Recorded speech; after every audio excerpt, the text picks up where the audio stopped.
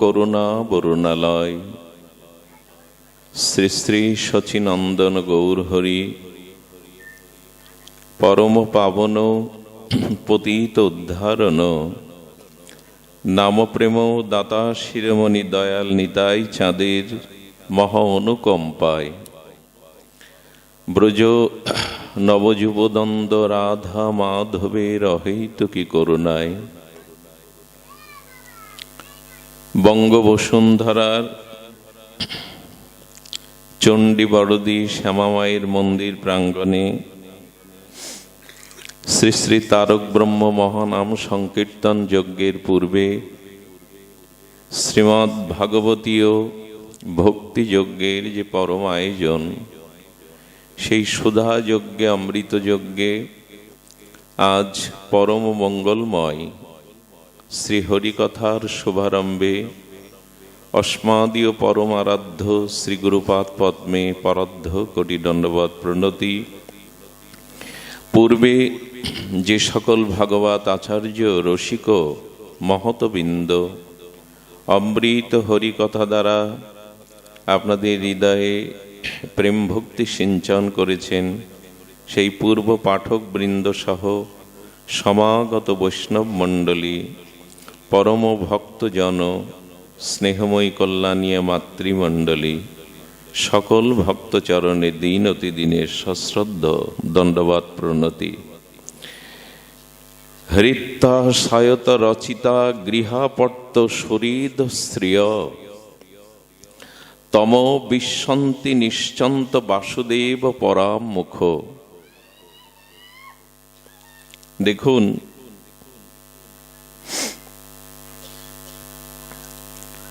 ভগবত বিমুখ যে মানুষ, যারা ভগবত বিমুখ, চেতনা বিমুখ, আত্মবিমুখ, সেই স্খলিত পতিত জীব, তারা যে পতনের দ্বারা নারকীয় নরক ভোগ করেন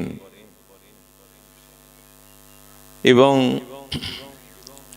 শৃগাল, কুকুর, কীর্মিকীট 84 লক্ষ প্রকার এই যে দেহ জন্মমৃত্যু চক্র আবর্তনে আবর্তিত হন, এগুলির একমাত্র কারণ, পতনের একমাত্র কারণ, স্খলনের একমাত্র কারণ, 84 লক্ষ পুনঃ জনিতে জন্মমৃত্যু জরাব্যাধিতে পরিভ্রমণের একমাত্র কারণ বাসুদেব পরাম মুখ।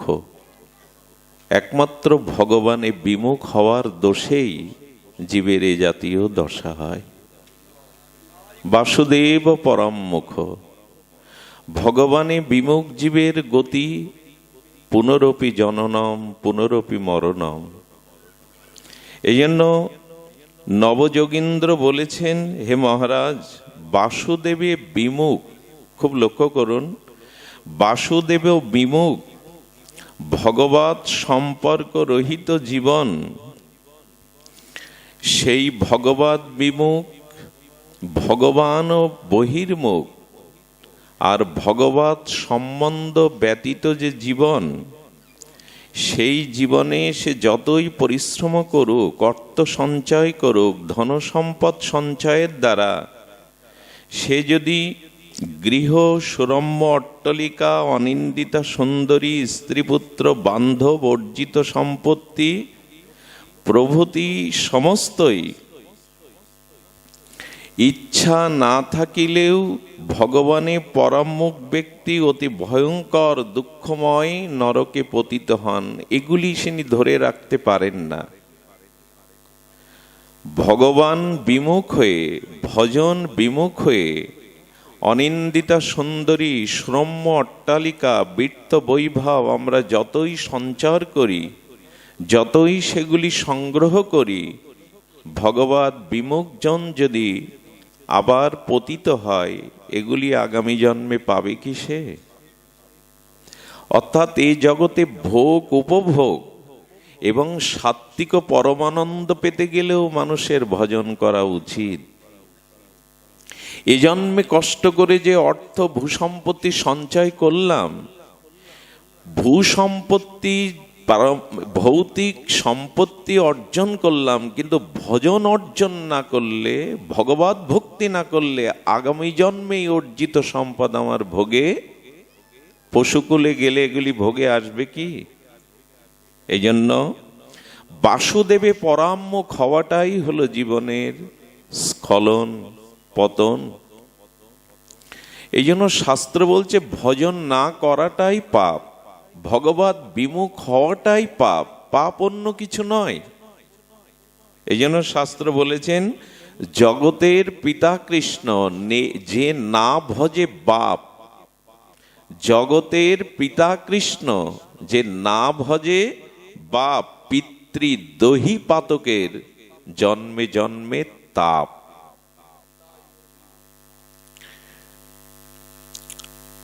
কোন পিতার পুত্র যদি আর তিনি পিতার সেবাপরায়ণ না হন, পিতার প্রতি যথাযথ কর্তব্য পালন না করেন, এটা পাপ কিনা? তেমনি জগতের পিতা তো কৃষ্ণ, জগত বিধাতা, জগত ধাতা, গতির ভর্তা প্রভু তো কৃষ্ণ। তো যারা ভগবত ভজন না করলেন, জগতের পিতা কৃষ্ণ যে না ভজে বাপ, পিতৃদ্রোহী পাতকের জন্মে জন্মে তাপ।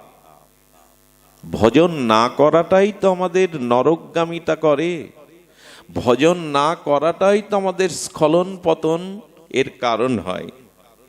এবং বলেছেন চারি বর্ণাশ্রমী যদি কৃষ্ণ নাহি ভজে, চারি বর্ণাশ্রমী যদি কৃষ্ণ নাহি ভজে, স্বধর্ম করিলেও রৌরব নরকে পড়ি মজে। কত বড় পয়ার দিয়েছেন কবিরাজ কৃষ্ণ গোস্বামী। ব্রহ্মচর্য, গারস্থ, বানপ্রস্থ, সন্ন্যাস, এই তো। আর এই যে চার বর্ণাশ্রম অথবা বিপ্র, ক্ষত্রিয়, বৈশ্য, শূদ্র, প্রত্যেকটি বর্ণাশ্রমের তার একটি স্ব ধর্ম আছে। বিপ্রের ধর্ম, ক্ষত্রিয়ের ধর্ম, বৈশ্যের ধর্ম এবং শূদ্রের ধর্ম। বানপ্রস্থ, গারস্থ এবং সন্ন্যাস সকলেরই ধর্ম আছে। কিন্তু ভগবত বলছেন, কবিরাজ কৃষ্ণ গোস্বামী বলছেন, চারি বর্ণাশ্রমী যদি কৃষ্ণ নাহি ভজে, স্বধর্ম করিলেও রৌরব নরকে পড়ি মজে। সধর্ম করলাম, সৎ কথা বললাম, মানুষকে ঠকালাম না, সৎকর্ম করলাম, কিন্তু না, ভজন না করলেও, যদি ভজনে ব্রতী না হও, সংকল্প করে ভজন না করো, তাহলে বলছেন রৌরব নরকে পড়ি মজে। নরক তো মনুষ্য জীবনেও আমরা ভোগ করছি, এটাও একটা স্বর্গ, এটাও একটা নরক। ভজন না করলে এই নারকীয় যন্ত্রণা পেতেই হবে। এই জন্য শাস্ত্র বলছেন ন ভজন্ত অধঃপতস্ধি, ভগবত ভজনের সুদুর্লভ মনুষ্য জন্ম পেয়ে যিনি ভজন করেন না, তার আগামীতে অবশ্যই পতন বা স্খলন হবেই। আমার বলবার উদ্দেশ্য হলো যে ভগবত ভজন আমাদের অবশ্যই প্রয়োজন। ভগবত ভজনে ব্রতী হওয়া একান্তই প্রয়োজন। এই প্রয়োজনটুকু অনুভূতি কখন হবে? দেখুন, ভাগবতের একটি উপাখ্যান আছে, উপাখ্যানটা বড় মধুর। মানুষের জীবন সফল হোক, সুফল হোক, পরিপূর্ণতা আসুক, এটা সকলেই চায়। মানুষ সফল হতে চায়, সুফল পেতে চায়, মানুষের জীবন আনন্দময়, কল্যাণময়, এটি কার না চাওয়া? কিন্তু তা পাই না কেন? লক্ষ্য করুন, এখানে আমরা যারা আছি, বিশেষ করে মায়েরাই রন্ধন ক্রিয়া করে, কিন্তু অনেক বাবাজিরাও রন্ধন করতে পারেন। তো এখান থেকে 10 জনকে বেছে নিন যারা রন্ধন শৈলীতে পটু, যারা রন্ধন বিদ্যায় পারদর্শী, সেই 10 জন রন্ধনকারী পাক, যিনি পাকে পারঙ্গম, তাদের ডেকে নিয়ে তাদের একই উপাচার দিন। সে ডাল চাউল আর যা যা দিন একই সমান উপাচার, একই আগুনে একই পাত্রে একই উপাচার 10 জনকে দিয়ে আলাদা আলাদা রন্ধন করতে বলুন। সেই 10 জনের একই উপচারে একই অগ্নিতে একই সময়ে রান্নার স্বাদ 10 জনের এক হবে কি? কারণ বস্তু তো একই, অগ্নিতত্ত্ব একই, জল তত্ত্ব একই, সেই চাল ডাল মশলা সবাইকে সমানভাবে দেয়া হয়েছে, স্বাদটা 10 রকম কেন? এর কারণ হলো সকলের রান্নার শৈলী কৌশল এক প্রকার নয়। তেমনি আমরা সবাই মনুষ্য জন্ম পেয়েছি, জগতে মনুষ্য শরীর পেয়েছি, কিন্তু জীবন সার্থক করার কলা কৌশল সকলের জানা না, এই জন্য জীবন সুন্দর হয়ে ওঠে না। আর আজকাল একটা সমস্যা দেখা দিয়েছে, আমরা সমাজ কল্যাণ চাই, রাষ্ট্র কল্যাণ চাই, চাই না? কেউ সমাজ সেবা করতে চায়, রাষ্ট্র সেবা করতে চায়, কেউ পরিবেশ বদলাতে চায়। এক মহারাজের কাছে 3 যুবক গেছে, আশীর্বাদ করুন, আমরা এই রাষ্ট্র, আমরা সমাজ পরিবেশ বদলাতে চাই। মহারাজ এসে বলছেন, তোমরা নিজেরা বদলেছে তো? নিজের পরিবর্তন, নিজের স্বভাব পরিবর্তন করেছে তো? আরে বিশ্ব সমাজ রাষ্ট্র বদলানোর আগে, পরিবার বদলানোর আগে নিজেকে বদলাও, নিজের স্বভাবকে সংশোধন করো। যে নিজেকেই সংশোধন করতে পারেনি সে জগতের কি সংশোধন করবে? মনুষ্য জীবন পেয়েছি, কিন্তু সকলের সার্থক করবার জন্য কৌশল সকলের জানা নাই। সেই কৌশলটা হলো নিজেকে প্রস্তুত করা, নিজেকে তৈরি করা। সেই নিজেকে প্রস্তুত এবং নিজেকে তৈরি করবার জন্যই ভগবান বলেছেন, আত্মরিত উদ্ধারিত ন আত্মা অবসাদয়েত। নিজের উদ্ধারটা নিজে করতে হবে। নিজের আত্মার যেন অবসাদ না আসে, স্খলন না আসে। তো নিজের পরিবর্তনটা আসে ভজনে। সেই ভজন ছাড়া, সেবা ছাড়া, ভগবতে উন্মুখ ছাড়া, ভজনে ব্রতী হওয়া ছাড়া আমাদের জীবন কখনো সফল সুফল সার্থক হতে পারে না। এটি যত দ্রুত অনুভব করা যায় ততই মঙ্গল, ততই কল্যাণ। ভজন ছাড়া জগতে কল্যাণ হতে পারে না। ভগবত ভক্তি ব্যতীত জীবের জীবন সার্থক হতে পারে না। এই জন্য ভজন চাই। ভাগবতে উল্লেখ করেছেন, আপনারা জানেন, কদ্যপ ঋষি, খুব লক্ষ্য করে শুনতে হবে। কদ্যপ ঋষির ইনি বহুদিন ধরে তপস্যা করছেন, শীর্ণকায় কুঠিরে বসে এই মহা তপস্বী ভজন করে চলেছেন। ভজন করতে করতে স্বয়ম্ভু মনুর যে কন্যা দেবাহতী, তিনি তো রাজকন্যা। দেবাহতী হলো স্বয়ম্ভু মনুর রাজকন্যা। এই রাজকন্যা দেবাহতীর সাথে বিয়ে হলো কদ্যপ ঋষির। আচ্ছা, এইখানে কুড়ে ঘর, জীর্ণ শীর্ণ মুনির দেহ, তপস্বীর দেহ, ভোগ বিলাসের কোনো আয়োজন সেখানে নাই। কিন্তু রাজকন্যা তাকেই বরণ করলেন যে বিবাহ যদি করতে হয় একজন শুদ্ধ তপস্বীকেই, একজন যোগীকেই আমি বিবাহ করব। ভাগবত শিক্ষা দিচ্ছে জীবন সফল করার কৌশল আমাদের জানা নেই। যতদিন কোনো সতের সাথে যুক্ত না হব ততদিন আমাদের জীবন সফল হতে পারে না। এই জন্য স্বয়ম্ভু মনুর কন্যা দেবাহতী তিনি কদ্যপ ঋষিকে বরণ করলেন। আর বরণ করার পরে সেই রাজকুমারী রাজভোগৈশ্বর্য ছেড়ে তপবনে মনির আশ্রমে মনিকে প্রাণ ঢালা সেবা করলেন। কত বছর সেবা করতে করতে তিনি জীর্ণ শীর্ণ কঙ্কাল সার হয়ে গেছেন। নিজের রূপ, নিজের যৌবন, যথাসর্বস্ব সেবায় নিবেদন করেছেন। আপনাদের একটা কথা বলি, দেখুন উনি রাজকুমারী, উনি রাজ ভোগৈশ্বর্যের মধ্যে বেড়ে উঠেছেন, কিন্তু সেবা করতে করতে নিজের শরীর, নিজের সৌন্দর্য বিলিয়ে দিয়েছেন। ঋষি কিন্তু এটি লক্ষ্য করছেন। কোনো কামনা বাসনা নাই, সেবাই করে চলেছেন। একটি কথা বলি, জীবনে কখনো সেবা ছাড়া তত্ত্ব জ্ঞান, তত্ত্ব মহিমা আমাদের জীবনে কল্যাণ আসতে পারে না। আজ মানুষ সেবা বাদেই কিছু অর্জন করতে চায়, যেটা কখনো সম্ভব নয়। সেবা ছাড়া কোনো কিছু অর্জন আজ পর্যন্ত হয়নি। সেবা চাই। আমরা তো সেবা নিতে শিখেছি, সেবা দিতে শিখিনি। আজ এই বস্তু জগতে, ভৌতিক জগতে এত দ্বন্দ্ব সংঘাতের একটাই কারণ, মানুষ সেবা নিতে চাইছে, সেবা দেওয়ার জন্য প্রস্তুত নেই।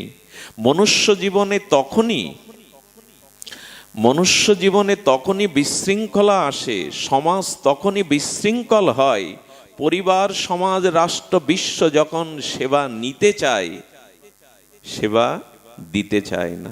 সেবার মাধ্যমেই মানুষের তত্ত্ব জ্ঞান, ত্যাগ, বৈরাগ্য এগুলি সূচিত হয়। কিন্তু আজ আমরা সেবা পরাম্মুখ।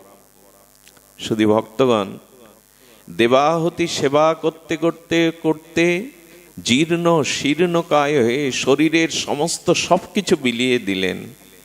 কদ্দব ঋষি তপস্যা থেকে চক্ষু উন্মিলন করলেন। দেবী, আপনি রাজকুমারী, সর্বস্ব সমর্পণ করে এই তপস্বী ভিখারিকে, কাঙালকে আপনি গ্রহণ করেছেন। যদি বলেন স্ত্রীকে আপনি করছে কেন, এটাই ঋষির স্বভাব। আপনি কি চান? বর চান। মানুষ প্রসন্ন হয় সেবাতে, মানুষ আশীর্বাদ পায় সেবার কারণেই। কি চান আপনি? বলেন আপনার হাতে সমর্পণের সময় আমার পিতা, কথা বলতে নি, আমার পিতা আপনাকে জানিয়েছিলেন আপনি ততদিন এই গৃহস্থ আশ্রম ত্যাগ করবেন না যতদিন একটি সন্তান আমাকে দান না করবেন। আজকে আমাদের গার্হস্থ্য জীবনে যে পতন এসেছে, স্খলন এসেছে, যে অশান্তির দাবাগ্নি জ্বলছে, তার একটাই কারণ এই সেবার অভাব এবং গ্রহণের অভাব। আজ স্বয়ম্ভু মনুর কন্যা দেবাহুতি দেবী, রাজকুমারী, ভোগৈশ্বর্য ছেড়ে, আচ্ছা এটা কি আজকের সমাজে কোনো মেয়েকে বললে মেনে নেবে? মেনে নেবে না। আমরা আমাদের দৃষ্টিটা ভোগের রঙিন চশমা পরা।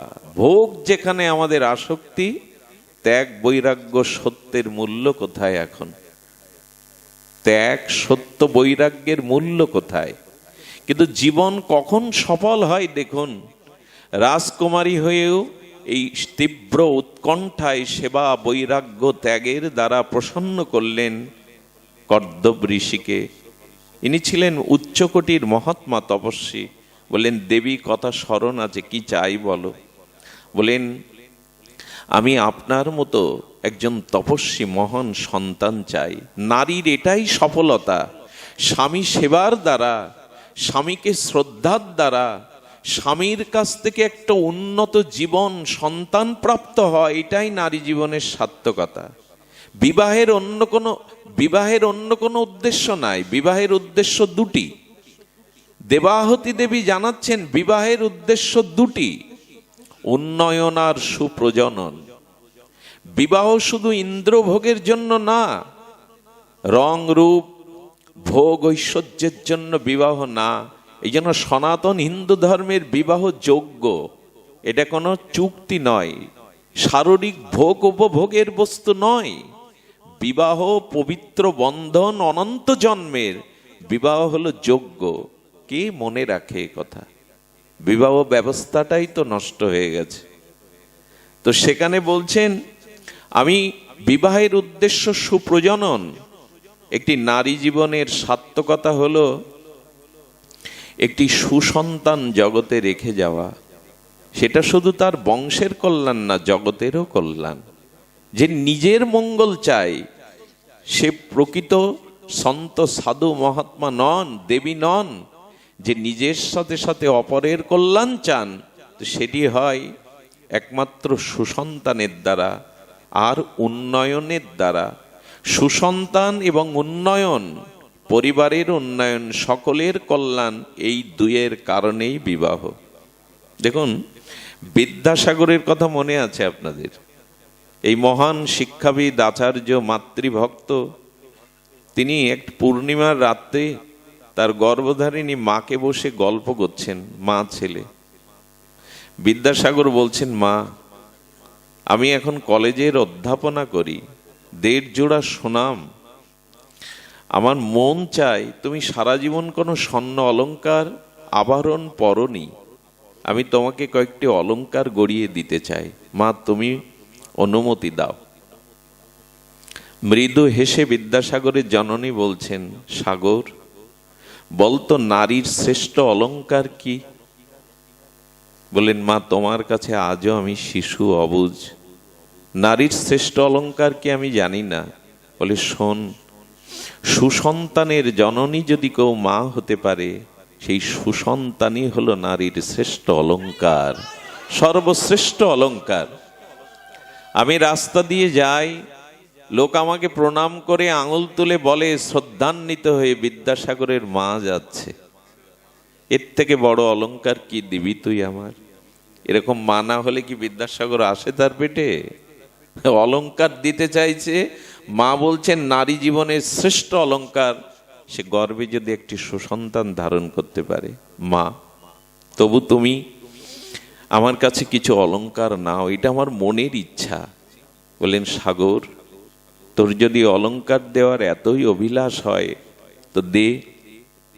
আমার গলায় গড়ি, গলার হার যেটা গড়াবি তাই দিয়ে একটা দাতব্য চিকিৎসালয় করে দে গ্রামে, বিনা ঔষধে আমার সামনে যেন কেউ না মরে।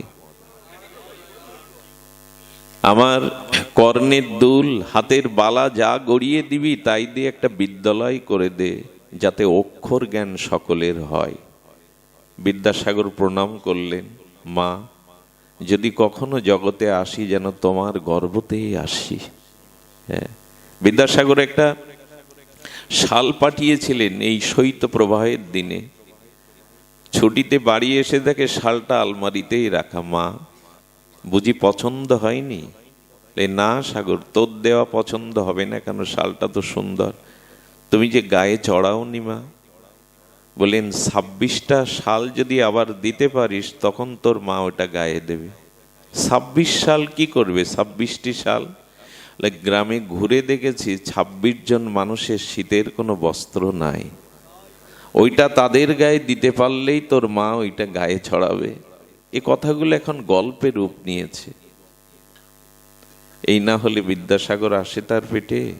ওই 26টা শাল দিলেন, তবে মা ওটা গায়ে চড়ালেন। নারীর জীবনের উদ্দেশ্য হওয়া উচিত, সে কন্যা হোক, পুত্র হোক, একটি সুসন্তানকে রেখে যাওয়া। আর এর জন্য তপস্যা চাই। এই দেবাহতী দেবী সেই সেবা দ্বারা ঋষিকে সন্তুষ্ট করে মনে করিয়ে দিলেন, আপনি ততদিন সন্ন্যাস নেবেন না, ততদিন আপনি গৃহ ত্যাগ করবেন না। আমার পিতাকে কথা দিয়েছিলেন যতদিন একটি সুসন্তান জগতে না দিয়ে যাবেন। ঋষি বুঝলেন তার মনের অভিলাষ। তিনি তার সারা জীবনের তপস্যা দ্বারা সেই দেখুন, এখন মানুষ হানিমুন করতে যায়, বিমানে টাকা থাকলে কত বাইরে যায়। উনি তপস্যার দ্বারা একটা বিমান তৈরি করলেন। সেই বিমান বিভিন্ন মনোরম তীর্থস্থানে গিয়ে সেই স্বয়ংক্রিয় বিমানেতেই আর পুষ্প বিমানে পরিভ্রমণ করতে করতে কত সুরম্য, কত সুন্দর স্থান তীর্থ পরিভ্রমণ করতে করতে 9টি কন্যার জন্ম হলো এবং একটি পুত্রের জন্ম হলো। সেই পুত্রটির নাম হলো ভগবান কপিল দেব। ভগবান কখন আসে?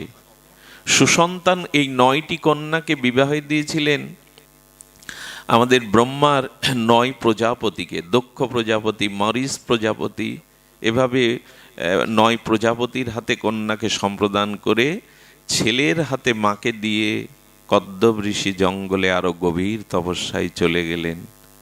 তপস্যায় চলে যাওয়ার পরে দেবাহতী দেবীর বয়স হয়েছে, উনি উপলব্ধি করলেন আমিও জীবনে ভুল করে বসেছি, সন্তান চেয়েছিলাম, সন্তান এই জগতে এসেছে, সে ভগবান কপিল, কিন্তু আমার উচিত ছিল স্বামীর সাথে বাকি জীবনটা তপস্যায় কাটানো, কিন্তু আমি গৃহে রয়ে গেলাম। সংসার করতে হয় বলে জীবনের শেষ দিন পর্যন্ত আঁকড়ে ধরতে হবে, এই বাসনা ঠিক নয়। আমাদের দেখুন, আমাদের অনন্ত বাসনা, কিন্তু জীবন খুব ছোট। অনন্ত বাসনা ছোট জীবন দিয়ে পূরণ হওয়ার কথা বাবা, হয় কি? এক জীবন কেন, আপনি এরকম অনন্ত জীবন পেলেও আপনার ইচ্ছা বা বাসনার পূর্ণতা, বুদ্ধিমান কারা? যারা এইটুকু জানে যে অনন্ত ভোগ চাওয়া পাওয়া না এই ছোট্ট জীবনে পূর্ণ হবে না, তাই অনন্তকে কেন চাইছো? যেটুকু না পেলে নয় সেটুকুই চাও জীবনে, বেশি চাইতে যেও না। কথাগুলি তো আমরা শুনি, আমাদের মস্তিষ্কে জ্ঞানের দ্বারা ভালো লাগে, কিন্তু প্রতিপালন করি কই? জীবন ক্ষুদ্র ক্ষণস্থায়ী, কিন্তু চাওয়া তো অনন্ত। সেই অনন্ত চাওয়া আমাদের পূর্ণ কখনো হবে না, তাই লাগাম টেনে ধরুন। জীবনের একটা সীমা আছে, অনন্ত চাওয়া না রেখে যেটুকু প্রাথমিক না হলে নয় সেই মৌলিক চাওয়াগুলো নিয়ে সন্তুষ্ট থাকুন। মানুষ এখন সন্তুষ্ট নয়, সন্তুষ্ট নয় বলেই সে অশান্ত, সন্তুষ্ট নয় বলেই সে কামনা বাসনার পিছনে ছুটতে ছুটতে আজ ক্লান্ত শ্রান্ত, মানসিক রোগগ্রস্ত। এজন্য দেবাহতী মা, এই বারবার শব্দ পরিবর্তন করছেন কেন? দেবাহতী মা তিনি চিন্তা করলেন স্বামীর সাথেই ভজনে যাওয়া উচিত ছিল, কারণ চাওয়া পাওয়া পূর্ণতা কখনো, ভাগবত শুধু সাধারণ গ্রন্থ নয়। দেখুন, ভাগবত হলো ভগবানের বাগ্ময়ী মূর্তি। কি বললাম? ভাগবতের অক্ষর হলো ভগবানের বাগ্ময়ী শব্দ রস ব্রহ্ম। আপনারা জানেন যে অর্জুন মিশ্র গীতার বহম্মহম শব্দ কেটে দিয়েছিলেন, দদাম্মহম দিয়েছিলেন, তাতে ভগবানের অঙ্গেই আঘাত লেগেছিল। গীতা ভাগবতের অক্ষরগুলো ভগবানের বাগ্ময়ী মূর্তি, চিন্ময় মূর্তি। শুধু ভক্তগণ, এই জন্য এই কথাগুলো সাধারণ নেওয়ার মতো নয়। তিনি বলছেন আমার উচিত ছিল স্বামীর সাথেই আর এই ত্যাগ বৈরাগ্য ভজন জীবন। আমি চেয়েছিলাম সন্তান, চেয়েছিলাম সংসার, কিন্তু এখন কি হবে? তখনই চিন্তা করলেন আমার ছেলে তো ভগবান, আমি যাই তার কাছেই জীবনের পরম মঙ্গলময় বিধানে যাই। ছেলে মেয়ে বড় হয়েছে, নাতি নাতনি নিয়ে আর অত মায়া করতে যাবেন না, জড়িয়ে যাবেন। গাভীর বাছুর দুধ ছেড়ে দিলে গাভীমা তার খোঁজ খুব বেশি, পাখিটা যখন ডানা মেলে উঠতে শেখে তখন মা পাখি তার খুব বেশি খোঁজ নেয় না। কিন্তু মানুষের জীবন দেখুন, ছেলে মেয়েকে বড় করেছেন, তারপরে আবার নাতি নাতনি, ওর থেকে আরো টান। এই মোহ না ছাড়লে আপনি কি করে মুক্ত হবেন? নাতি চাই, তার মুখ দেখা চাই, তাকে ছাড়া থাকতে পারি না। থাকতে তো একদিন হবেই আপনাকে। আপনি এখন মারা যান, শ্মশানে যখন শায়িত থাকবে নাতি নাতনি দেবে কি আপনার কাছে তখন তারা? যা দাদুর কোলে যা, ঠাম্মার কোলে যা, দেবে না। এই জন্য কিছু কিছু আমাদের মায়া থেকে একটু মুক্ত হতে চেষ্টা করতে হবে। এই মায়া থেকে মানে সারা জীবন পড়ে থাকাটা নয়। দেবাহতী মা শেষে এসে বুঝেছিলেন আমি ভুল করেছি, আমরাও ভুল করি। এই এদের মোহমায়াতে আটকে গিয়ে আর নিজেকে মুক্ত করতে পারি না। তখন ভগবান কপিল দেবের কাছে এলেন। দেখুন মানুষ কখন সাধু সঙ্গে যায়। এখানে বলছেন ভগবান যখন কোনো জীবের প্রতি করুণা করেন, কৃপা শক্তি দান করেন, তখনই সেই জীব সাধু সঙ্গ করবার জন্য উন্মুক্ত হয়। ভগবান যখন কোনো জীবকে কৃপা করেন, আজ নিজের সন্তান হলেও ভগবান কপিলের কাছে এসেছেন, দেবাহতী মা বলে দাও, আমি বৃদ্ধ, সংসারে পড়ে আছি, আমার আত্মকল্যাণের উপায় কি? আমার আত্মকল্যাণের উপায় কি? দেখুন, যার ঘরে ভগবান কপিল দেব, তিনিও জিজ্ঞাসা করছেন, তিনিও সাধু সঙ্গের জন্য নিজের পুত্রের কাছে এগিয়ে গেলেন। আমাদের সংসার এমন কল্পনা করা যায়? কবে দেখব যে গৃহে মা, সন্তান, মেয়ে, স্বামী একসাথে বসে প্রার্থনা কীর্তন করছে করতাল খোল বাজিয়ে? এগুলো কবে হবে? শুধু আসরেই নাম কীর্তন, আসরেই ভাগবত না, প্রতিটি সনাতন হিন্দুর গৃহে যেদিন সকাল সন্ধ্যা সেই কাসর, ঘণ্টা, খোল, করতাল বেজে উঠে বা হাতে করতালি দিয়ে দিব্য ভগবানের নাম কীর্তন হবে, তখনই গৃহটা আশ্রম হবে, তখনই গৃহটা প্রকৃত শান্তির আলয় হবে, নিকেতন হবে। কিন্তু আমরা এত শুনছি এখানে, গৃহে আমাদের ভজন নাই। তখনই আপনার জীবনে সাধুসঙ্গ আসবে যখন আপনি প্রকৃত প্রস্তাবে সাধুসঙ্গের এই মহান কল্যাণকর এই কল্যাণ লাভ করবেন ভগবানেরই কৃপায়। তাই ভগবান চাইলেই কেবল জীবের সাধুসঙ্গে ব্রতী হয়। বললেন, মা তুমি বৃদ্ধ হয়েছ, তোমাকে আত্মকল্যাণের আমি সর্বশ্রেষ্ঠ উপদেশ দান করছি, মন দিয়ে শোনো। সেখানে এই বিখ্যাত শ্লোকটি বলেছিলেন, শতং প্রসঙ্গনম মম শতং প্রসঙ্গনং বীর্য সংবিদ হৃৎকর্ণ রসায়ন কথা তর্য সনত দর্শ অপবর্গ বৎমানি শ্রদ্ধা রতি ভক্তি ক্রমমিষ্যতি। হে জননী, হে মা, শতং প্রসঙ্গ নাম, জীবনে প্রেম ভক্তি লাভের, আত্মকল্যাণ লাভের একমাত্র উপায় সাধু সঙ্গে হরি কথা। এটাই বললেন ভগবান কপিল দেব, সাধু সঙ্গে হরি কথায়। শতং প্রসঙ্গ নাম মম সংবিদ। এই জন্য শাস্ত্র বলেছেন সাধু সঙ্গটা ভগবত কৃপাতেই লাভ হয়, ভগবত কৃপাতেই লাভ হয়। আর এই সাধু সঙ্গ প্রসঙ্গ, দেখুন এখানে একটি কথা বলার আছে, সেটি হলো সাধু সঙ্গেই ভগবত প্রসঙ্গ, অসাধু সঙ্গে কৃষ্ণ কথা শ্রবণের কথা ভাগবত বলেনি, শাস্ত্র বলেনি। এখন তো আমার মতো কেন, আমি নিজেকে দিয়ে বলি, সকলের মুখে ভাগবত শ্রবণের কথা শাস্ত্রে নিষেধ করেছেন। দেখুন, প্রকৃত সাধুসঙ্গ পাওয়াটা ভগবান প্রাপ্তির থেকে দুর্লভ। আর সেটা যদি হয় শুদ্ধ ভজনানন্দে নির্মল চরিত্র, নিষ্কিঞ্চন। আজকাল ভাগবতকেই অনেকেই আমাদের জীবিকা নির্বাহের পথ করে তুলেছি। পঠন নেই, পাঠন নেই, ভজন নেই, শুধু কিছুমাত্র শ্লোক মুখস্থ করে বা কিছুমাত্র শব্দ বিন্যস্ত করে যারা শ্রোতার মনোরঞ্জন করতে পারে, ভাগবত বললেন এখানে কল্যাণ হবে না।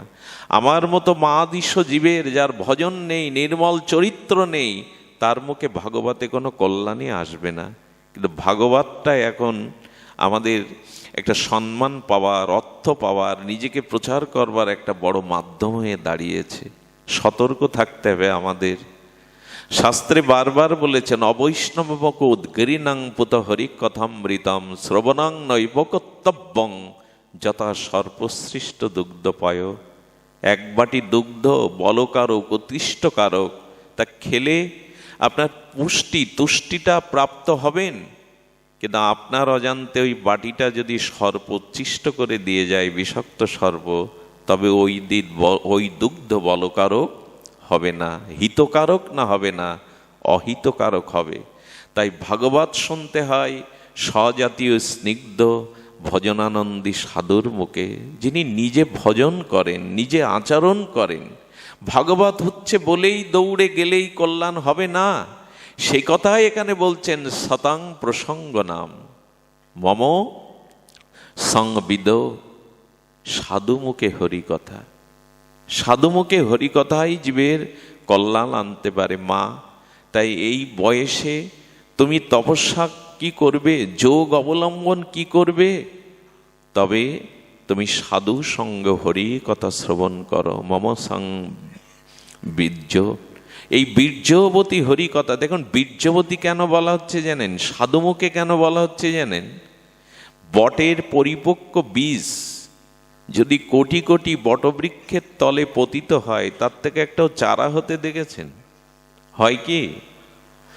বট বৃক্ষ থেকে যে পরিপক্ক ফল পড়ে কোটি কোটি বীজ মাটিতে পতিত হয়, একটাও বীজ থেকে বটবৃক্ষ অঙ্কুরিত হয় না। কোনো পক্ষী যদি ওটা ভক্ষণ করে, তার পেটে গিয়ে ভীষণ তাপের দ্বারা ওটা এমন সিদ্ধ হয়ে বলকারক হয়, পাথরে, বৃক্ষে, প্রাচীলে, ইটের ওপরে ফেললেও যেখানে জল মৃত্তিকা নেই, তবু সেখান থেকে এত শক্তিপ্রাপ্ত হয়, ওইখান থেকে উদ্গম হয়, ওখান থেকে অঙ্কুর উদ্গম হয়, বেঁচেও থাকে সে। কারণ ওই পক্ষীর পেটে গিয়ে তার তাপের দ্বারা এমন একটা শক্তি প্রাপ্ত হয়, ইট পাথরের উপর থেকে অঙ্কুরিত হয়। এটা ফেললে হয় কি? মাটিতে আপনি আমি রোপণ করলে হয় কি? শতাং প্রসঙ্গ নাম্মা, শুদ্ধ ভজনানন্দী সাধুর মুখেই হরিকথা শোনো, তা নাহলে কল্যাণ হবে না।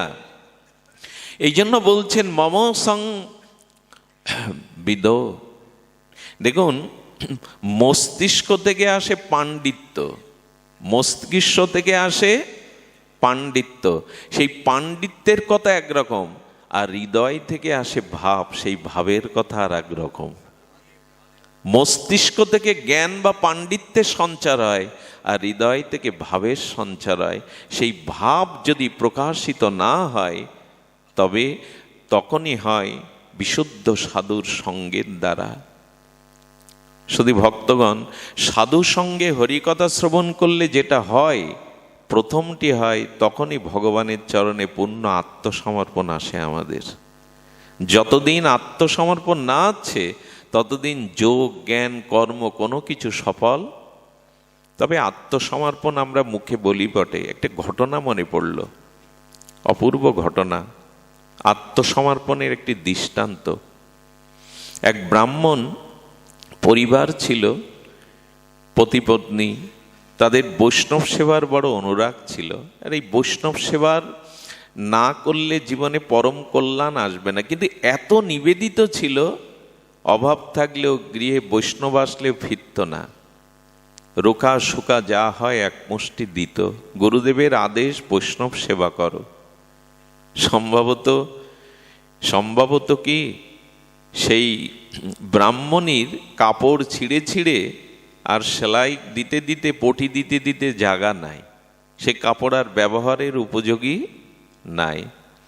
স্বামীর কাছে সামান্য কিছু পয়সা ছিল, সে তো বস্ত্র ছিদ্র, আর ছিদ্র বস্ত্র পরবার মতো সেই শাড়ির অবস্থা নেই, পরতেও পারেন না, বাইরেও আসতে পারেন না।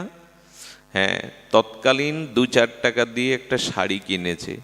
শাড়িটা যখন লজ্জা ঢাকার জন্য পড়েছে, দুয়ারে দুজন বৈষ্ণব উপস্থিত, কিন্তু ঘরে সেদিন ওই যে অর্থটা ছিল সেটা তো শাড়ি কেনা হয়েছে।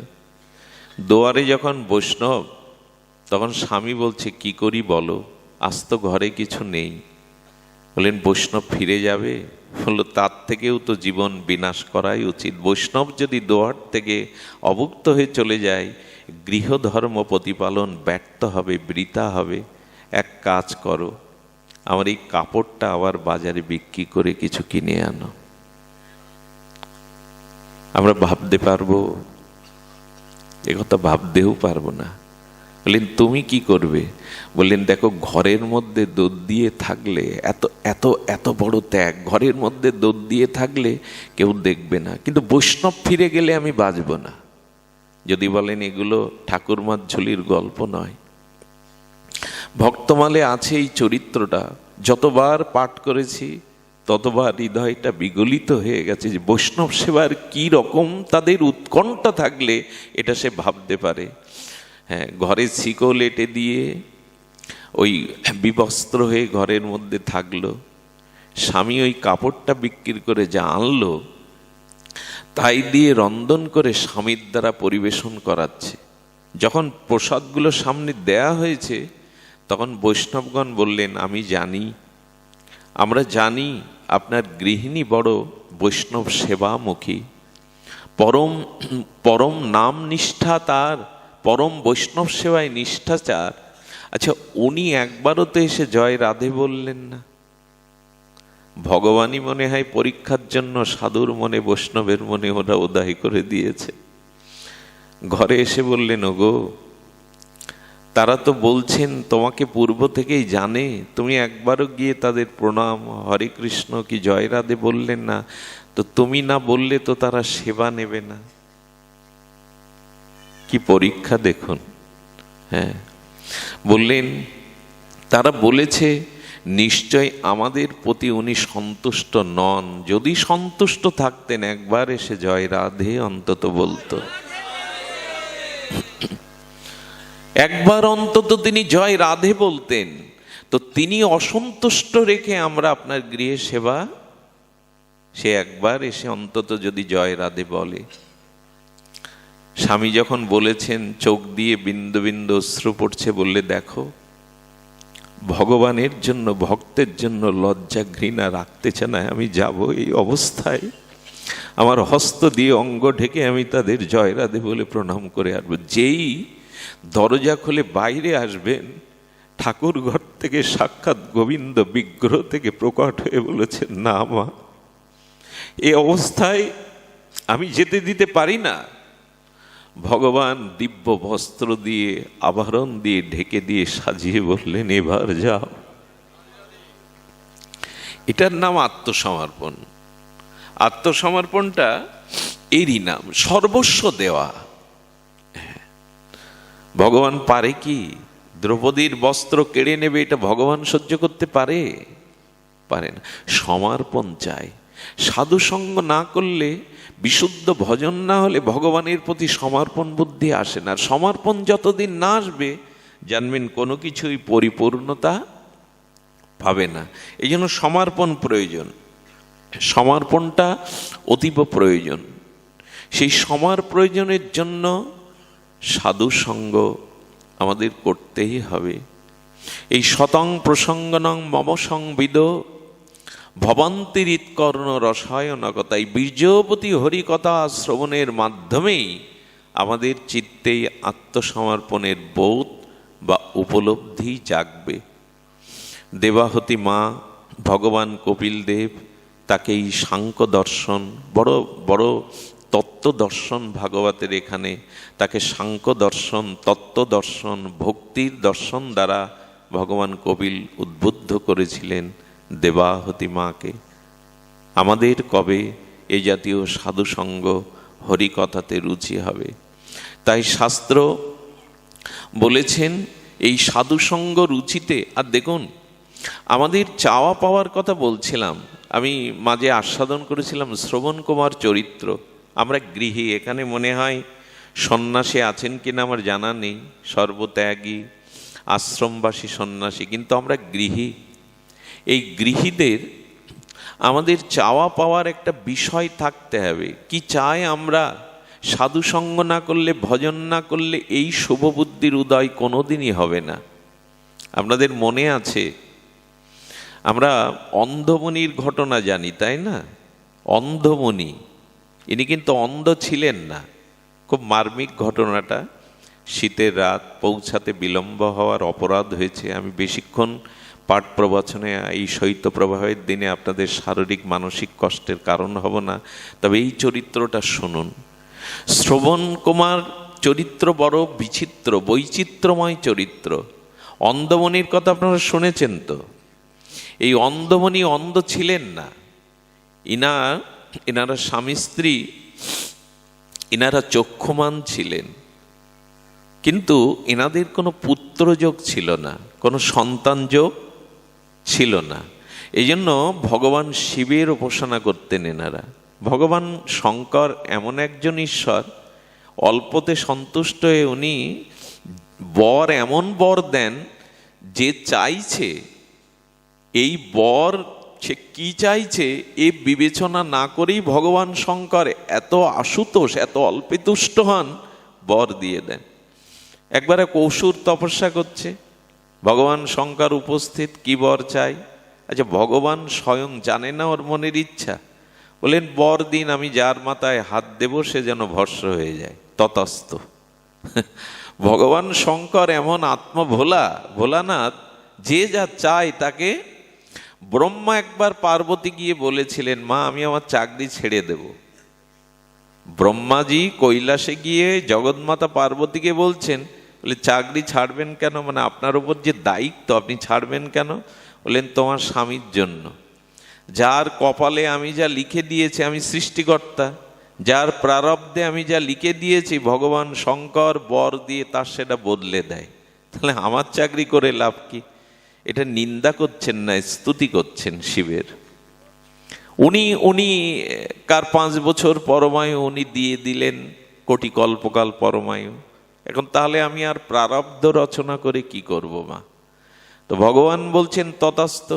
সঙ্গে সঙ্গে সেই অসুর কি করেছে বললেন, তাহলে আপনার মাথায় বাড়িয়ে দিন, কারণ আপনার মাথায় আপনাকে ভস্ম করে আমি কৈলাস আর পার্বতীকে দখল করব।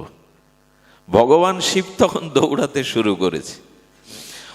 ওনার মাথায় হাত দিয়ে ওনার উদ্দেশ্য হলো যে ওই কৈলাসকে দখল করা, পার্বতীকে দখল করা। শিব ঠাকুর তখন দৌড়াচ্ছে ভয়ে, এমন ভগবান বর দিয়ে নিজেই দৌড়াচ্ছে।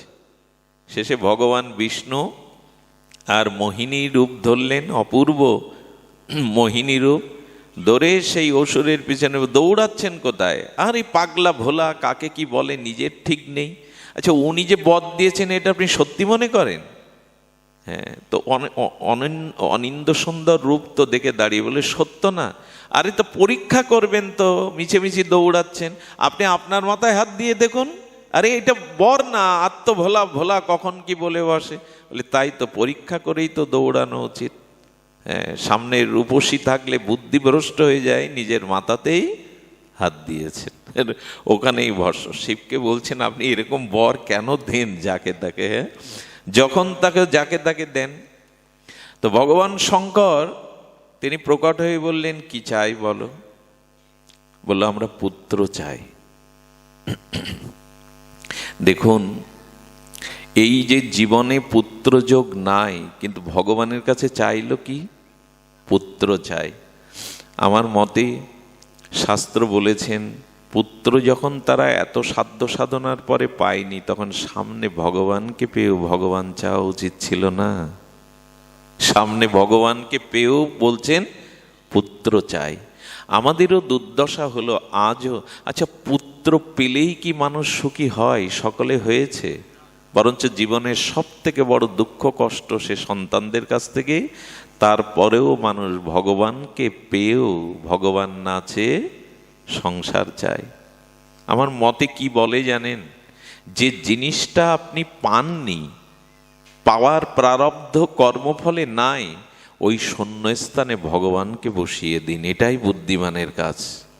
যেটা আমার হওয়ার নয়, সেখানে জোর না করে ভগবানকেই বসিয়ে দিন। পুত্র চাই। শঙ্কর বললেন, পুত্রযোগ তোমাদের নাই, তবে আপনি তো দিতে পারেন, আপনি সর্বশক্তিমান তত্ত্ব। বলেন, দিতে পারি, কিন্তু পুত্র সুখ তোমাদের কপালে নাই। খুব ধ্যান দিয়ে শুনুন, পুত্র সুখ তোমাদের কপালে নাই। বললেন, সুখ না থাকলেও দুঃখ পেলেও দিন, তাও চাইবে মানুষ ভগবানের কাছে, তাই চাইবে। আমরাও চাই ধন জন পুত্র, তাতে কি হবে জীবন এটা ভাবি না। যখন বললেন চাই, শঙ্কর বললেন পুত্র সুখ নাই, আমি ওদের দুঃখের কারণ কি করে হই? তখন বললেন, দেখুন, পুত্র পেতে পারেন, পুত্র সুখ পাবেন না। পুত্র পেলে কিন্তু দুইজন অন্ধ হয়ে যাবেন। ভগবান শঙ্কর চিন্তা করলেন, একটু চাপ দিয়ে দেখি ইচ্ছাটার পরিবর্তন হয় কিনা। কিন্তু মানুষের চাওয়া বড় ভীষণ। মানুষ যেভাবে হোক চায় তার ভোগবাসনা পূরণের জন্য। বলেন, অন্ধ হলেও তো কান থাকবে, পুত্রের ক্রন্দন, পুত্রের মিষ্টি ডাক, এটা তো কানে শুনতে পাবো, আপনি তাই দিন। শিব ঠাকুর বললেন, তথাস্থ। এই তখনই পুত্র জন্মের সাথে সাথে অন্ধ হয়ে গেলেন। এই জন্য উনি অন্ধ ছিলেন না, পরবর্তীতে পুত্রের কারণে অন্ধ হলেন। এই ছেলেটার নাম হলো শ্রবণ কুমার, যাকে অন্ধমণির পুত্র সিন্ধু বলি না আমরা, এর প্রকৃত নাম হলো শ্রবণ কুমার। শ্রবণ কর্ণের আর এক নাম শ্রবণ, কর্ণ দিয়েই তো শ্রবণ করি, তো ওই যে ডাক শুনতে পেত এই জন্য নাম রাখা হলো শ্রবণ কুমার। আমি সংক্ষিপ্ত করি, বিদ্যার জন্য স্কুলে পাঠালেন, কিন্তু কখন বিদ্যা অর্জন করবে? অন্ধ পিতামাতার সেবায় সর্বদা সে রত থাকে, আর এটাই পুত্রের কর্তব্য। অন্ধ পিতামাতার সেবায়, কিন্তু পুত্র সুখ নাই, এটা ওদের মনে সর্বদা বাজে। এই জন্য কিশোর বয়সেই ওকে বিবাহ দিলেন।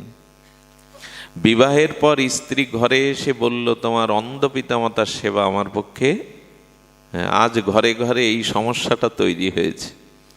শ্রবণ কুমার তখন বলছেন, আমার পিতামাতা আমার কারণে অন্ধ, তাদের সেবা ছাড়া আমার সেবার প্রয়োজন নেই। তো যখন বললেন এটা আমি গ্রহণ করতে পারবো না, ওই অন্ধ পিতামাতাকে আমি টানতে পারবো না, এখন যেটা হয় প্রায়শই এরকমই হয়, কে কাকে আর দেখবে, তখন বললেন, দেবী এক কাজ করো, আমি তোমাকে অসম্মান করতে পারি না, তুমি আমার স্ত্রী, কিন্তু এখানে থাকতে গেলে তোমাকে পিতামাতার সেবা করতে হবে। তাই যদি সেবা না করতে চাও পিত্রালয়ে চলে যাও, পিতামাতা যতদিন বেঁচে থাকবে ততদিন আসার দরকার নেই, কারণ আমার সেবার জন্যই বিবাহ নাই, আমার অন্ধ পিতামাতার জন্যই এই বিবাহ।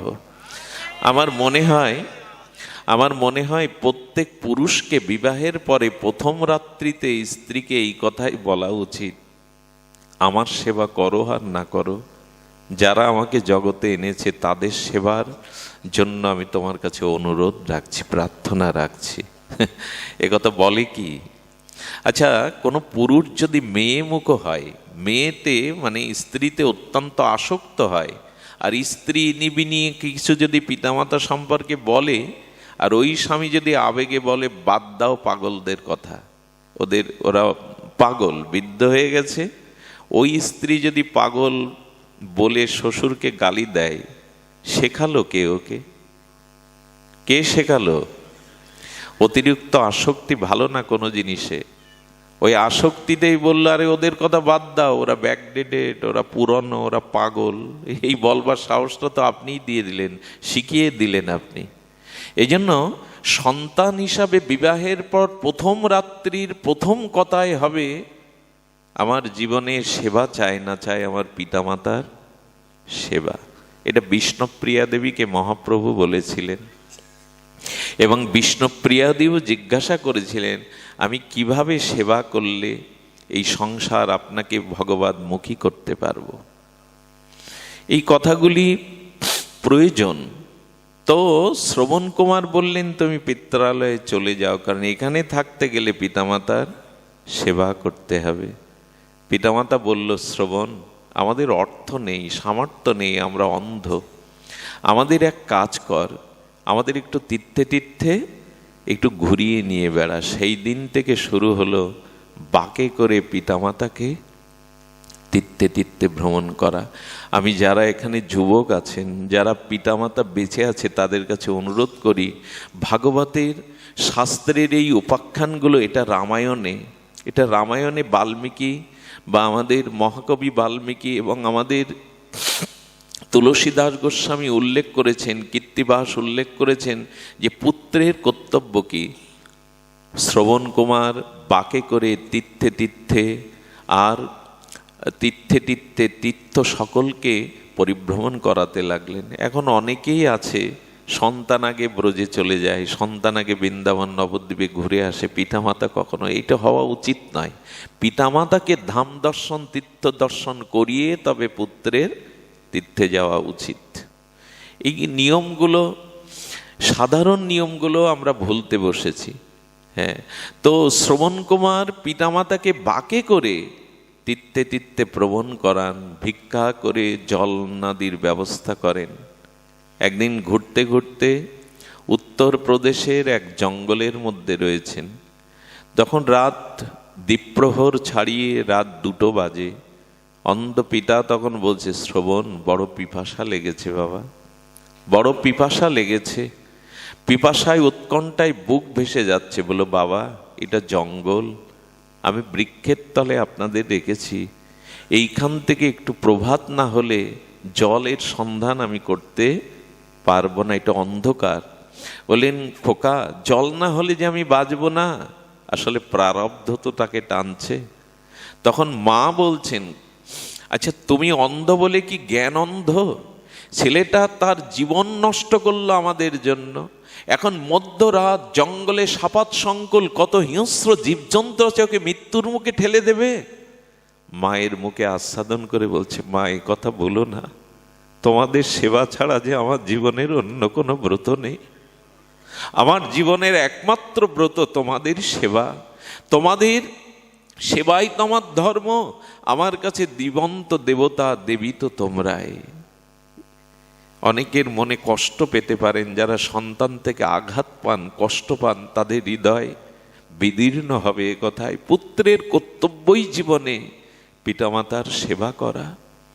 সেটা রামচন্দ্র দেখুন, ভগবান শ্রীকৃষ্ণ দেখুন, মহাপ্রভুকেও দেখুন। কোনো মহামানব, কোনো অতি মানব, কোনো সাধু সন্ত পৃথিবীতে আজও তৈরি হয়নি পিতামাতার সেবা আশীর্বাদ ছাড়া। এটা একান্ত প্রয়োজন। পিতামাতাকে এই জায়গাটা নষ্ট করা যাবে না, সেটা মহাপ্রভু বলুন আর আর আমাদের ভগবান শ্রীকৃষ্ণ বলুন।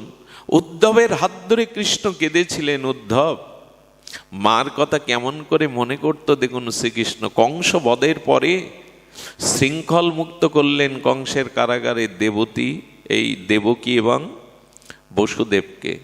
দেবকী বললেন, কৃষ্ণ তোকে হাতে করে কখনো সেবা দেইনি, আয় আজ আমার হাতে সেবা পাবি। শ্রীকৃষ্ণের জন্য 56 ব্যঞ্জন রন্ধন করে সামনে দিয়েছে, কৃষ্ণ বসেছে, কিন্তু কে একজন বলে দিয়েছিল কৃষ্ণ বৃন্দাবনে মাখন মিশ্রি বড় ভালোবাসে, সেই মাখন মিশ্রি দেবকী দিয়েছে। যেই মাখন মিশ্রির দিকে কৃষ্ণের দৃষ্টি গেছে, ঝরঝর করে বোবা কান্নায় কাঁদছে, আস্তে আস্তে উঠে গেল। অন্যের হাত দিতে পারলেন না। দেবকী বড় ব্যথা পেয়ে বললেন, কৃষ্ণ কেন উঠে গেল? আমার হাতে সেবা কি সে নেবেন না? আমার কি অপরাধ হলো? উঠে যাওয়ার পরে উদ্ধবকে জড়িয়ে কৃষ্ণ কেঁদেছিলেন, আমার মাকে বুঝিয়েও, মা যেন কষ্ট না পায়, আমি আগামীকাল মায়ের হাতে সেবা নেব। যদি কারণ জিজ্ঞাসা করে, যে কারণটি আমি বলছি কারণটি বলবে না। আচ্ছা কৃষ্ণ তুমি সেবা নিলে না কেন? জানো, মাখন মিশ্রি দেখে আমার মা যশোদার কথা মনে পড়ে গেল। ভগবান মায়ের জন্য অন্য মুখে নিতে পারছেন না, মা যে আদর করে হাতে করে পাওয়াতো মাখন মিশ্রির মধ্যে আমি যশোদার মুখখানা দেখছি। অন্ধ হয়ে গেছে কাঁদতে কাঁদতে। স্বয়ং ভগবান কেঁদে বুক ভাসিয়ে দিচ্ছেন। ভগবানেরও পিতামাতার প্রতি জাতীয় দরদ। এই জায়গাটা নষ্ট করবেন না কেউ। মহাপ্রভু সন্ন্যাসের পরে অদ্বৈত গৃহে 10 দিন মতো ছিলেন। মা সচিমাকে দেখে নিমাই ছুটতে ছুটতে এসে 7 বার প্রদক্ষিণ করে প্রণাম করে মায়ের কোলে বসে বললেন, মা তুমি যদি কাঁদো আর তুমি যদি আদেশ দাও, আমি সন্ন্যাস ধর্ম ত্যাগ করে আবার গৃহে ফিরে আসবো। কিন্তু মা তুমি যে জগৎ জননী, জন্ম জন্মান্তরে তুমিই জননী, তুমি আদেশ দিলে আমি ফিরে আসবো। এমনি মাতৃভক্ত ছিলেন। পুরী ধামে মহাপ্রভু যখন অবস্থান করছেন, সচিমা মাঝে মাঝে বিষ্ণুপ্রিয়ার দ্বারা রন্ধন করে আর ভোগের ঘরে এসে বারবার বলতো, নিমাই নিমাই আয় বাপ, বিষ্ণুপ্রিয়া রেঁধেছে, আমি হাতে করে খাওয়াবো। কীর্তন করতে করতে কত বেলা হলো, তুই ক্ষুধার্ত নিমাই আয় বাপ। যখনই ডাকতেন মহাপ্রভু পুরী ধামে ভক্তদের মতো মূর্ছিত হয়ে সূক্ষ্ম দেহে এসে ওইখানেই সেবা পেয়ে যেতেন। এই জন্য মহাপ্রভু বলেন, আমি 4টে জায়গা থেকে কখনো এক চুল এক পাদও নড়ি না। শচীর রন্দনে, নিত্যানন্দের নর্তনে, রাঘব ভবনে আর শিবা সঙ্গনে। যদি কখনো সুযোগ হয় এই 4টি জায়গায় যাবেন। আমি কিছুদিন আগে নবদ্বীপে পাঠ ছিল, আমি জানি না হয়তো আপনাদের চরণ ধুলির কোনো কৃপা আছে। আমাদের প্রাচীন মায়াপুরে মহাপ্রভুর জন্মভিটার মহন্ত মহারাজ তিনি সেই সচিমায়ের পারসটা তুলে এসে বলছেন, বাবা আমি তোমার জন্য রেখে দিয়েছি, তুমি আসবে বলে। উনি আগে থেকে জানতেন। আমি ওনার চরণে পড়ে অনেকক্ষণ কাঁদলাম, বাবা এর অধিকারী আমি না। সেদিন বুঝেছিলাম যে শচীর রন্ধনের প্রসাদের কি মহিমা, কেন এটা শাস্ত্রে বলেছে। যদি নবদ্বীপে যান তো শচীর রন্ধনশালায় একটু কিঞ্চিত কণামাত্র প্রসাদ যদি পড়ে থাকে নেবেন। যাবেন পানিহাটিতে রাঘব ভবনে, যাবেন নবদ্বীপে শ্রীবাস অঙ্গনে, আর শ্রী গুরুদেব নিত্যানন্দ স্বরূপ যখন নৃত্য করবেন, কীর্তন করবেন, ওর মধ্যেই মহাপ্রভুকে খুঁজে পাবেন নিত্যানন্দের নর্তনে। তো এমনি করে মহাপ্রভু মায়ের জন্য বারবার এসে নবদ্বীপে মায়ের প্রসাদ ভাবাবেশে সূক্ষ্ম দেহে নিয়ে যেতেন। এই জায়গাটা নষ্ট করা ঠিক হবে না। মা আমার জীবন তো তোমাদের সেবায় ব্রতী, মা আমি জল আনতে যাব। পিতার ইচ্ছা, বললেন খোকা যাস না। আমার কি মনে হয় জানেন, পিতার থেকে মা বড় কেন জানেন? আপনি বাড়িতে ঢুকবেন সারাদিন পর, স্ত্রী বলবে যা যা আনতে বলেছিলাম এগুলো মনে আছে তো, এনেছো তো? হ্যাঁ। বাবা বলবে কিরে ব্যবসা লাভভাব হচ্ছে তো, ব্যাপার কেমন যাচ্ছে? কিন্তু মার মুখে একটাই কথা, খোকা খেয়েছিস? মার দৃষ্টি পকেটের দিকেও না, বাণিজ্যের দিকেও না। মাকে বলছেন, মা তুমি তো দেবী, পিতাই তো দেবতা, আমি চললাম মা তোমার আশীর্বাদ নিয়ে। শ্রবণ আমার মন চাইছে না তোকে যেতে। বললেন মা আশীর্বাদ করো আমি যাই। সেই ঘোড়াটা নিয়ে গেলেন, ঘোড়া নিয়ে জল ভরছেন একটা ঝর্ণায়, ওখানে হ্রদ আছে। আচ্ছা এই যে কলসিতে মায়েরা জল ভরতো আগেকার দিনে, এই শব্দটা এখন ছেলে মেয়েদের বোঝানো যাবে কেমন? এখন তো সব ট্যাপের ব্যাপার, ঘরের মধ্যেই বোঝানো। আমার মনে হয় আমাদের আগামী প্রজন্মের ছেলেরা যদি বলে নদী দেখবো, তবে তাকে ম্যাপে দেখাতে হবে নদী, তারা হয়তো নদীও দেখতে পাবে না। তো শ্রবণ কুমার যখন জল ভরছে, এদিকে যে ঘটনাটা ঘটেছিল, চক্রবর্তী সম্রাট অযোধ্যা নৃপতি দশরথের ওই অঞ্চলে তখন একটা বাঘ এসে গ্রামে জ্বালাতন করত। আর প্রজারা গিয়ে বললেন, মহারাজ একটা ব্যাঘ্রের জন্য আমরা গ্রামবাসী অতিষ্ঠ। তৎকালীন রাজাদের স্বভাব ছিল যখন কেমন, ওই বাঘটা বধের জন্য দশরথ নিজেই বেরিয়েছে তীরধনুক নিয়ে। তৎকালীন রাজাদের কতটা প্রজাবৎসল্যতা ছিল এর দ্বারা বোঝা যায়। দশরথ গিয়ে ওই যে জল ভরছে, ওইটা উনি ব্যাঘ্র মনে করেই হরিণ শিকার করতে যাননি দশরথ। রাতে হরিণ শিকার করতে যায় কেউ? ওই ব্যাঘ্রটা বধে গ্রামবাসীদের কল্যাণের জন্য উনি ঘুরছিলেন। ওই শব্দ ঘাগরটা ভরতে গিয়ে যে জলের শব্দ, ওটাকেই ব্যাঘ্র মনে করে শব্দবেদী বান মারলেন। ওইখানেই যখন তীরে যন্ত্রণা কাতর শ্রবণ কুমার পড়ে গেল, উনি ওনার যন্ত্রণা আর ক্রন্দন দেখে সে বললেন, এ কি করলাম আমি? ব্যাঘ্র মনে করে শব্দবেদী বান মেরেছি। কে তুমি? বলেন আমি শ্রবণ কুমার, আমার অন্ধ পিতামাতা অপেক্ষা করছে। বললেন দেখো আমি তোমাকে নিয়ে যাব, আমার কোনো সন্তান নেই, আমি তোমাকে প্রতিপালন করে শুশ্রূষা দিয়ে আমাকে সন্তানের মতো প্রতিপালন করবো। বলল মহারাজ আমার একজনই পিতামাতা এই জগতে, তারা ছাড়া আমার কেউ নাই, আমি বাঁচব না, আমার কথা শুনুন। আপনি রাজা, রাজা ভগবানেরই ঐশ্বর্য স্বরূপ মূর্তি, আপনি আমার শেষ দুটো অনুরোধ রাখুন। আমি বাঁচব না, কিন্তু আমার দুটো অনুরোধ আপনার চরণে বলুন, রাখবেন। দশরথ কাছে গিয়ে বললেন, বলো বলো শ্রবণ। বললেন আমার পিতা জলের জন্য বড় পিপাসাক্ত, আমি মরে পড়ে থাকি ক্ষতি নেই, কিন্তু এই ঘাগরিটা দিয়ে পিতার জল পান করান, এই আমার প্রথম প্রার্থনা।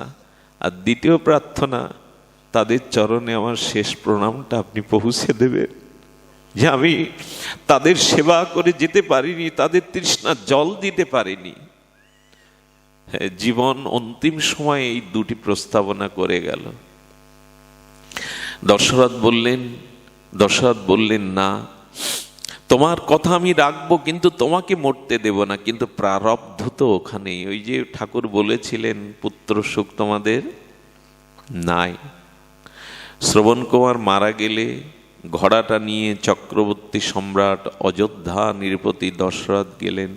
শ্রবণ এসছিস, শ্রবণ এসছিস, শ্রবণ এসছিস, বারবার যখন ব্যাকুল হয়ে ডাকছে, বললেন আপনি শ্রবণের কথা শোনার আগে জলটা পান করে নিন। কে আপনি? আপনার হাতে আমি চিনি না, জানি না, কি করে জল পান করব? কে আপনি? বললেন আমি অযোধ্যা নৃপতি দশরথ। বলল রাজা?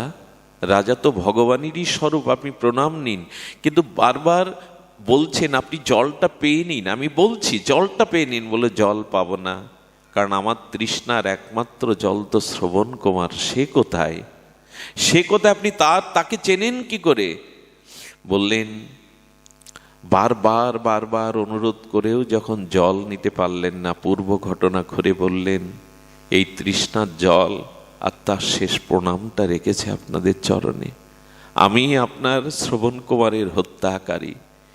সঙ্গে সঙ্গে অভিশাপ দিলেন, যেটা আপনাদের জানা, যে তুমিও পুত্র শোকে মারা যাবে, এবং এবং আমরা যেহেতু বাঁচব না, তুমিও পুত্র শোকে মারা যাবে। সেখানেই দেহ রেখেছিলেন। দশরথের পুত্র ছিল না, কিন্তু মনির আশীর্বাদে পুত্র হলো, কিন্তু দশরথকে এই অভিশাপে যেতে হলো। শ্রবণ কুমার ঘটনায় আমরা তিনটে জিনিস জানলাম, একটু এইটুকুই নিয়ে আমরা ফিরে যাব শশাগৃহে। একটা হলো ভগবানের কাছে ওরা পারত না চাইতে, মুক্তি চাইতে পারত না, তার চরণে ভক্তি চাইতে পারত না। তাই জীবনে যে আশাটা আপনার পূর্ণ হয়নি, ওখানে ভগবানকে বসান। বারবার ভগবানের কাছে ওই প্রার্থনা করতে যাবেন না। যেই পরিণতির কারণ হলো তাদের অদম্য ইচ্ছা। ভগবানকে চাইলে তারা মুক্তি পেত। দ্বিতীয়টা হলো দশরথের উচিত ছিল জেনে শুনে বানটা মারা। কোনো কাজ করার আগে বিচার করতে হয়। কোনো কাজ করার আগে বিচার না করে যদি এই কাজ করা হয়, সেই কাজের পরিণাম এই হয়। দেখুন, সুগ্রীবের সাথে রামচন্দ্রের বন্ধুত্ব হলো না? সুগ্রীবের সাথে যখন বন্ধুত্ব হলো, রাম জিজ্ঞাসা করছে সীতার সন্ধান তুমি জানো? বললেন হে রাঘবেন্দ্র, আমি এই পর্বতে সভাসদগণ নিয়ে বসেছিলাম, আর লঙ্কেশ সীতাকে হরণ করে এই পথ দিয়েই গেছে। লক্ষ্মণ তখন বলছেন তুমি দেখেছিলে? বললো দেখার পরে কি করলে? বললো আমি বিচার করছিলাম। লক্ষ্মণ তখন বলছেন আপনি বিচার করছিলেন, কিন্তু সীতা না হোক, যে কোনো রমণী হোক, আপনি তার উদ্ধারের চেষ্টা করেননি? বললো না, আমি বিচার করছিলাম। লক্ষ্মণ তখন বললেন দাদা, এর দ্বারা আর যাই হোক, যারা জীবনে শুধু বিচার করে, বিচারটা কাজে পরিণত করে না, এদের দিয়ে জগতে কোনো কল্যাণ সম্ভব নয়। আমাদেরও দুর্দশা ওই, সারা জীবন শুধু পরিকল্পনা করে গেলাম, হ্যাঁ এইবার ভজন করব, এইবার একটু ভগবতমুখী হব, বিচার করে গেলাম। মনে আছে তো আপনাদের সেই ঘটনাটা? এক গৃহস্থের গৃহে চলে গেছেন এক সাধু। চলে গেছেন মানে পরিভ্রমণ করতে করতে তো সাধুরা আসে। এসে দেখছেন খালি হাঁড়িতে গরম জল ফোটাচ্ছে আর সন্তানদের সান্ত্বনা দিচ্ছে, এতে চাল আছে, সিদ্ধ হলে খোকা দেব। মানে 2-3 দিন সন্তানের মুখে কিছু দিতে পারেনি। আর কাপড়টা বহু জায়গায় ছেঁড়া, ঘরের দিয়ে সূর্যের তাপ বা রৌদ্র পৌঁছাচ্ছে। এই দুর্দশা দেখে পিতা কাঁদছে সন্তানের বুভুক্ষ মুখগুলো দেখে। সাধু বললেন দেখো, আমি তপস্যার দ্বারা একটা পরশ পাথর পেয়েছিলাম, আমি তোমাকে 2 ঘন্টার জন্য এটা দান করছি। এই 2 ঘন্টার মধ্যে তুমি পরশ পাথরের দ্বারা ধনী হয়ে যাও। তোমার এই মর্মোদ্যত দুঃখ বেদনা হতাশা দেখে আমার দয়া হয়েছে। তবে সময় হলো ক ঘন্টা? 2 ঘন্টা। 2 ঘন্টা পুড়ে যাওয়ার সাথে সাথে কিন্তু এটা আমাকে আবার ফেরত দিতে হবে। সাধু চলে গেল, পরশ পাথরটা হাতে নিয়ে দেখছে আমার হাতে পরশ পাথর, এইতেই 10 মিনিট চলে গেল। আমার হাতেই পরশ। আচ্ছা, স্ত্রীকে ডেকে বলছে কি কি করব বলো তো? তো আমার মনে হয় প্রথমে একটা 5 তলা বাড়ি করব, এই রুম হবে, কার জন্য কোনটা রুম হবে। আচ্ছা বাড়ি তো করব, সিঁড়িটা এমন হবে, ছাদটা এমন হবে, সরোবর এমন হবে, ফুলের বাগান এমন হবে। এই পরিকল্পনা করতে করতেই 2 ঘন্টা। কয় ঘন্টা ছিল? 2 ঘন্টা। সাধু বলছেন দাও ওটা। আরে তোমার তো সেই কুড়ে ঘর, ঘরে কোনো সোনাদানাও নেই, কি তুমি কিছু সম্পদ করনি? ওইটা কিন্তু এই মুহূর্তে আর তুমি যদি 1 সেকেন্ডও চাও পাবে না, দিয়ে দাও। হাতে যখন দেওয়ার পরে বললেন, মূর্খ, 2 ঘন্টা সময় পেলেও নিজের পরিবর্তন করতে পারলে না, কিছুই করলে না। বললেন, করেছি। এই 2 ঘন্টা ধরে পরিকল্পনা করেছিলাম কি কি করব। আমাদের জীবনটাও এমন হরিনাম পেলাম, এমন সাধুসঙ্গ পেলাম, এমন শাস্ত্র পেলাম, এমন গুরু পেলাম, কিন্তু পরিকল্পনা করতে করতেই জীবন শেষ। যারা শুধু বিচার করে, আচার বা কাজ করে না, এরাও কিছু পায় না। আর ওদিকে রাবণের দশা দেখুন। রাবণ যখন বানর সেনা নিয়ে গেল, রাবণ মন্ত্রী পরিষদ ডেকে সভাসদগণদের যে কি করব, বলে বিচার না করে ওদের মারুন আর খেয়ে ফেলুন, আমরা তো রাক্ষস। এ বিচার করে কিন্তু কাজ করে না। আর রাবণ লঙ্কার ওরা কাজ করে কিন্তু বিচার করে না। এই জন্য কোনো কাজ করবার আগে বিচার করা একান্ত প্রয়োজন। বিচার করে কাজ করবেন। কোনো কাজ করার আগে বিচার বিবেক দিয়ে কাজ করবেন। দশরথ পর্যন্ত ভুল করে বসল। তৃতীয় শিক্ষাটি কি? তৃতীয় শিক্ষা, অতিরিক্ত কোনো বস্তুর প্রতি সংসারে মোহ।